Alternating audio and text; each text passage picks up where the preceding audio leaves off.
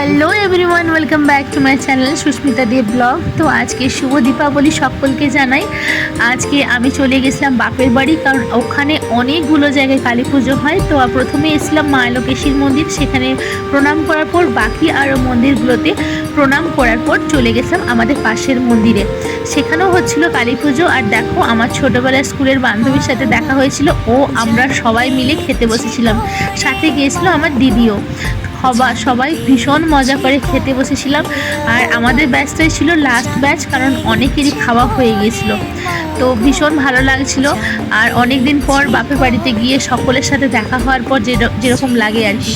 তো দেখো, প্রসাদে ছিল খিচুড়ি, ফলের কুচি, আর তরকারি ছিল, পায়েস ছিল, আর চাটনি ছিল। তো প্রসাদ খুব ভালোভাবে আমরা খেয়ে নেওয়ার পর আবার কিন্তু বাড়ির দিকে আবার রওনা দিয়েছিলাম।